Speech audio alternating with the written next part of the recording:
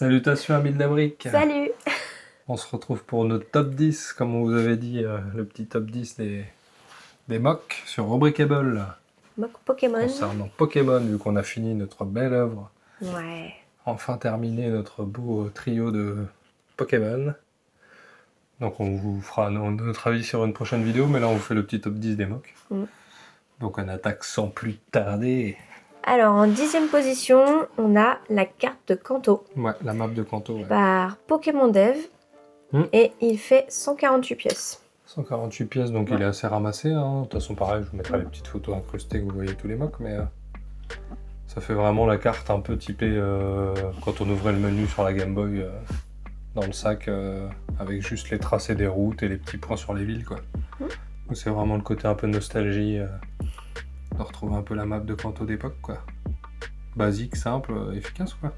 Avec le petit cadre noir, j'aime bien. Ah, puis 148 pièces, c'est vraiment une petite map. Il n'y a pas les dimensions, mais c'est vrai que bon, 148 pièces, ça doit être un petit modèle, quoi. Ouais, tout petit. Ouais, super idée, bien réalisé. Sympathique, quoi. En numéro 9, on vous a mis le petit Amphinobi. Normal et shiny. Super sympa, il est sur un socle. Donc il est un peu surélevé en hauteur, genre ça fait un peu mannequin. Et il a fait une version classique en bleu et une version shiny noir. Il fait 625 pièces pour le coup et il a été fait par Vaio Alcas. Pas toujours évident de retenir les noms. Et si t'as pas dit pour le premier, est-ce que la notice... Il n'y avait pas de prix. Elle est pas Sur payante? le premier, non, il n'y avait pas de prix. Non, pour la map de Kanto, la notice est gratuite. Voilà. Par contre pour Amphinobi, la notice elle est à 13 $ US. Mais ouais, il est super bien fait. Hein. Ouais, moi je préfère le shiny. Pièces. Ouais, le shiny noir, il est cool. Ouais, il est vraiment cool. Il est cool le shiny noir, mais j'aime beaucoup. Après, en numéro 8... Alors, en numéro 8, alors celui-là, c'est mon préféré. C'est Jirachi. Donc, Jirachi par Mondroid 99. 311 pièces. Ouais, et 311 4 €. C'est pareil, hein, 311 pièces, il doit pas être énorme. Ouais, mais il est trop mimi. Ouais, il a trop une belle boule. Il est trop mignon. Ouais, je pense avec que c'est sa version shiny, là, avec ses petits papiers rouges, là.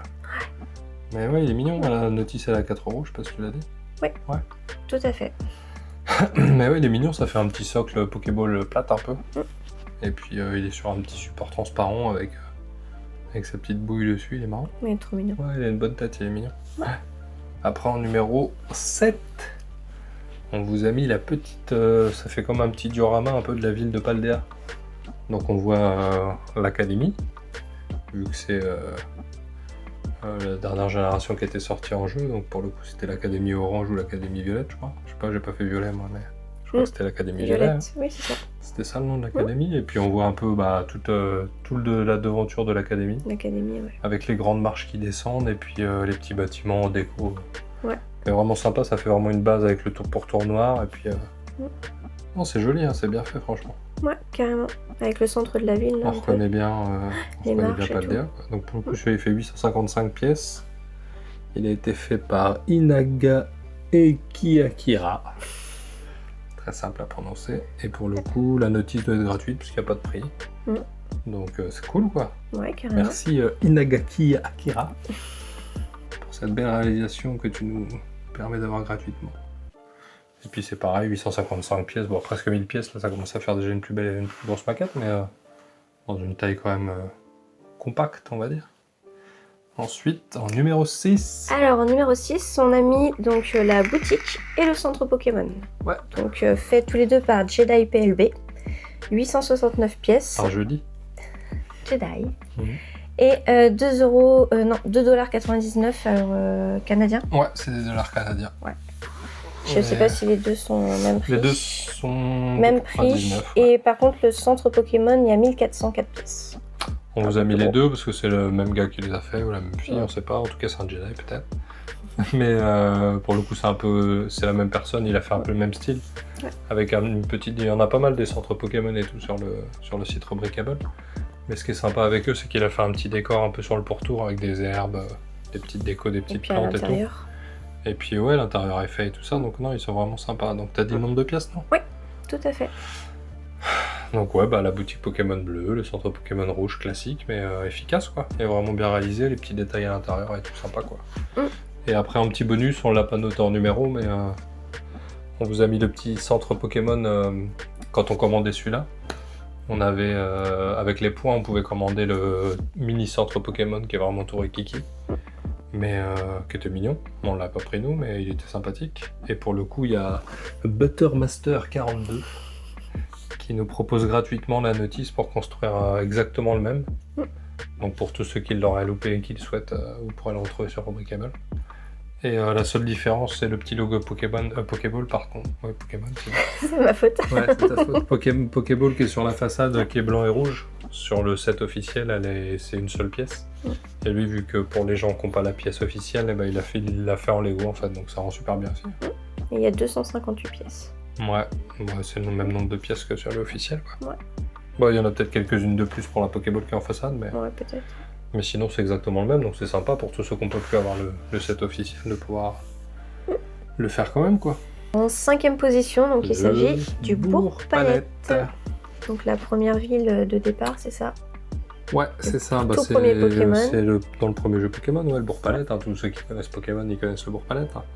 Et pour le coup, il fait 468 pièces. La notice est à 1,99$. Par 0,42 593. Ouais, c'est ça. Et pour le coup, bah, c'est vraiment échelle Lego, mini-scale, le petit Bourg-Palette, quoi. Donc c'est vraiment... voilà, c'est pareil, c'est nostalgie, hein, tous ceux qui ont fait les jeux. C'est la première ville du premier jeu, donc on connaît tous le Bourg-Palette. Vraiment sympa. En numéro 4. Donc c'est les sprites des dresseurs Pokémon or et argent de la première génération et de la deuxième génération, c'est ça? Ouais, c'est ça. On vous a mis... c'est... comment il s'appelle? C'est Red, non? Nates 89 qui a fait ça. Et il en a fait même d'autres, hein. Il y a des trucs sympathiques qu'il a fait, mais je trouvais les dresseurs sympathiques de la première génération et de la deuxième. Donc avec Red et puis Argent ou Or, enfin bref, les personnages qu'on incarne dans la première et la deuxième gène. Ouais. En version vraiment un peu pixel, quoi, hein, le sprite d'origine des... Il n'y a pas beaucoup de pièces, hein, 97 pour l'un et 102 pour l'autre. 102 pour l'autre, ouais. Non, c'est vraiment un sprite plat, quoi, donc il a juste... c'est vraiment pratique avec les Lego pour refaire du pixel, quoi, pour le coup. Ouais.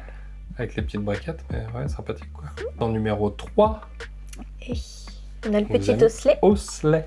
Il est trop mignon aussi. Qui a été fait par Redverse et qui fait 169 pièces. Ouais, et la notice, elle est à 5€. 5€, ouais. Bah, par contre, il est trop mignon, quoi. Ouais, il est trop mignon. Franchement. Il a une bonne tête. Après, 169 pièces, il doit pas être... Tu imagines qu'il est vraiment petit, mais il doit quand même faire une petite taille. Bah, après, on le voit dans les mains de quelqu'un, je crois. Là. Ah oui. Donc, tu vois, dans la main, ça fait quand même un beau petit gabarit, quoi. Ouais, carrément. Mais vraiment, il est trop mignon, je trouve. Le petit os et tout, comment il l'a fait. Le casque et tout... il est trop mignon. Il y en a plein sur Rubricable, là, on voit des Pokémon plus ou moins bien représentés. Après, voilà, chacun a sa vision du bien ou pas bien représenté. Mais celui-là, je le trouve vraiment réussi, quoi. Il serait vendu en set officiel, que ça serait même pas choquant. Numéro 2. Numéro 2, alors là, c'est le Jardin de l'Évolution. Ouais, il est cool, lui. Par Freddy Brix Mox. Il fait 1383 pièces et il coûte 5$ US. Et donc, pour l'explication, c'est un petit... c'est un socle, hein, ouais, tout simplement. Socle. Il a fait... en fait, il devait bien aimer le petit set Evoli que Lego nous a sorti. Mais en même temps, il est mignon. Tu vois, et ça coule dans les Calax. Ouais. Fit in avec les Calax, c'est rigolo. Et donc, pour le coup, il a fait un socle pour aller avec le petit Evoli qui est le set officiel. Et donc, sur le socle, il a mis une des fleurs Lego que Lego avait sorti, il a mis d'autres fleurs, et il a fait en fait un peu les pierres d'évolution pour Evoli. Sur le socle, quoi. Ça rend super bien, franchement. Ouais, vraiment, ouais. Ouais, si t'as ça fait un beau décor. Si t'as le petit Evoli, tu peux le poser comme ça en déco, mais c'est vrai qu'elle là, avec la petite base, ça l'agrémente tout de suite. Et puis les petites pierres d'évolution, c'est sympa, en sachant qu'Evoli a plein d'évolutions différentes. Et ça coule dans les Calax d'équerre, très important. Et puis ouais, 5$ la notice, bon, ça va encore. Ça va, ça reste 1300 raisonnable. pièces de socle. Ça va. Et pour le finir, notre numéro 1, ouais, le gagnant du tirage, c'est les cartes de Kanto et de Johto. Alors pour le coup, ça fait déjà un moment que la carte de Kanto, elle est sur Rubricable. Ouais.